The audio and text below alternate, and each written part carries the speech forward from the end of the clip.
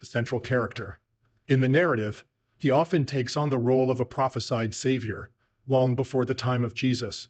Some believe he was taken to heaven by God to learn about the secrets of the end times, while others view him as a character from what could be seen as ancient fan fiction. The story of Enoch is set between the Garden of Eden and the Great Flood, events described in the book of Genesis. In the traditional Bible, Enoch is listed as the seventh of the 10 patriarchs who lived before the flood. Despite the book's early setting in biblical history, it opens with Enoch's vividly ominous portrayal of the end of the world, describing Earth being torn apart and a final judgment for those who have sinned. In this tale, people encounter some truly mysterious beings known as the Watchers. Initially, these 200 angels were tasked with monitoring human history. However, their mission took a dramatic turn when they developed a desire for human women. They descended to Earth and took these women as wives, and the story quickly picks up speed, almost resembling a prologue from The Lord of the Rings. The offspring of these unions were giants of immense size and strength. These giants rampaged across the land, consuming everything in their path. When food became scarce, they turned to eating humans. As children, we often wondered about the origins of Goliath and other giants depicted in the Bible as villains. It seems a twisted blend of angels and humans might be a fitting explanation. As these giants wreaked havoc, the Watchers taught their wives magic, spells, and the secrets of herbs, continuing a tradition of portraying women as deceptive, which began with the stories of Eve and Lilith. Meanwhile, the Watchers also shared their knowledge of metalworking with humans, leading to the creation of weapons and armor. This new technology sparked conflict among people, who soon began warring with each other. Realizing the chaos they had caused, the Watchers began to blame one another and reported their actions to God. They decided to lay the blame on one of their own named Azazel, who was often depicted with goat-like features. During all the chaos caused by warring humans, rampaging giants, and scheming women, God decided it was time for a fresh start. There's a saying, if at first you don't succeed, try again. But it seems God took it to a whole new level by planning to wipe out everyone. Noah is warned by God about an impending flood and starts building a massive ark to save himself, his family, and the animals. The story then takes a dramatic turn when Enoch suddenly appears in heaven with little warning. God immediately tasked him with delivering judgment to the Watchers, fallen angels who would be condemned to eternity as demons. Additionally, God appears to establish a sort of waiting room, or purgatory, where souls are gathered until the final judgment. For a considerable stretch of the narrative, Enoch is given incredible visions of the end times. In a dramatic turn of events, God and Enoch start calling out individuals by name, warning them they will receive no mercy. Enoch is given divine power and transformed into Metatron, the leader of the archangels. The Book of Enoch is a treasure trove of fascinating stories. It covers various topics, including angels, a unique tree, Jerusalem, and the cosmos. However, the most gripping part involves the fallen angels. These angels had intimate relationships with human women, resulting in giant offspring known as the Nephilim. These giants were not only physically enormous, but also taught humans advanced knowledge, which ultimately led to a catastrophic flood and widespread destruction. The term Nephilim translates to fallen ones. They are often imagined as colossal beings, much like giants. This concept comes from the first book of Enoch, a significant text in Jewish tradition. However, there's some debate about their nature. Some believe their giant size is due to their supernatural origins, while others argue that it's implausible for angels or demons to have children with humans. Another perspective suggests that the Nephilim were simply humans who strayed from a righteous path. Some believe they were the descendants of Seth, a righteous figure from Adam's lineage, who chose to turn away from God, the Watchers' rebellion.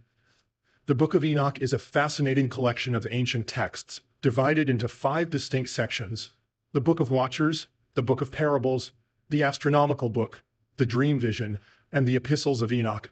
Altogether, it contains a total of 100 chapters. One of the most interesting parts of the Book of Enoch is the Book of Watchers. This section introduces us to a group of celestial beings known as the Watchers. These beings are described as both sons of God and sons of heaven in chapter 7. The Watchers, also referred to as the Grigori in Enoch 2, were believed to be angels assigned to observe humanity. the Watchers to be a class of angels, since angels were understood to be messengers, and their role was to guide the early humans and monitor their development. However, they were forbidden from directly interfering with human affairs, no matter how much they might have wanted to. According to chapter 7, as humanity grew and multiplied, the daughters of men became exceptionally beautiful and graceful. Their extraordinary allure caught the attention of the Watchers. In a moment of decision, the Watchers chose to take some of these women as their own. Story is begun that the Watchers descended upon earth and took wives from earth women, from human women, leading to a significant event where they fathered children with them. This situation goes against the original plan of merely observing, as it directly disrupts human life. The leader of these angels, named Sanjaza, tries to convince the other angels to rethink their decision, warning that he alone would bear the punishment for their rebellion against God. Yet, the other angels persist, insisting that they all face the consequences together and share the responsibility for their actions. There were 200 angels in total, and they descended to earth with the intent of marrying human women.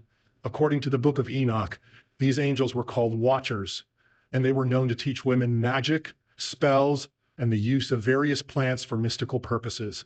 By sharing forbidden knowledge about the heavens and life itself, knowledge that was meant to be kept secret from humanity, the Watchers not only betrayed God by mingling with his creations, but also corrupted them with insights that were never meant to be revealed.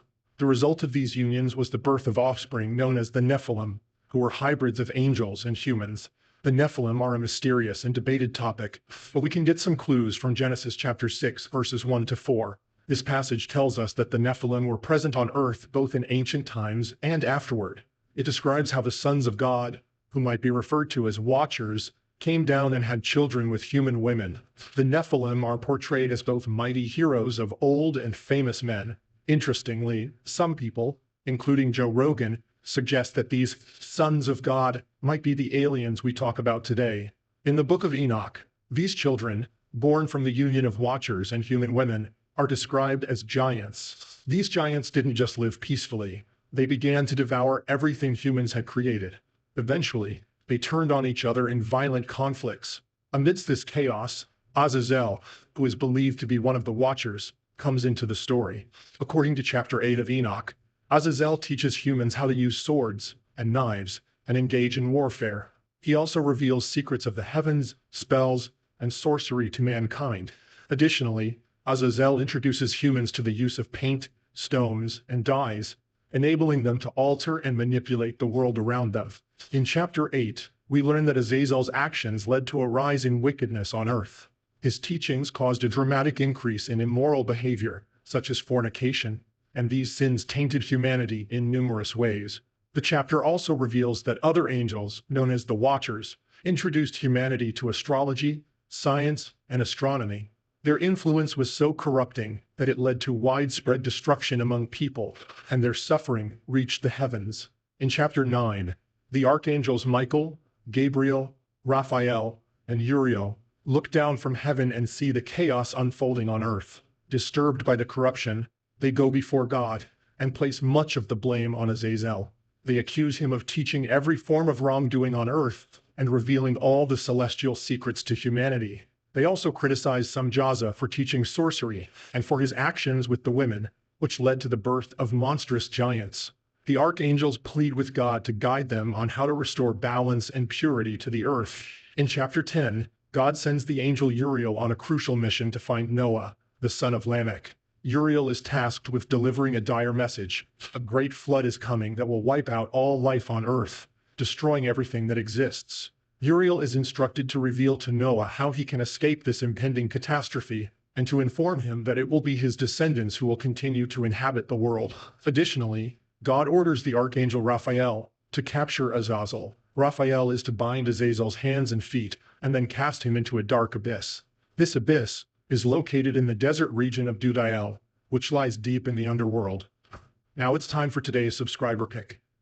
In a remote, dusty corner of the Vatican's secret archives, a discovery was made that sent shivers down the spines of the world's most learned scholars. Hidden behind layers of forgotten scrolls and ancient texts lay a 2,000-year-old Bible, bound in weathered leather and inscribed with cryptic symbols.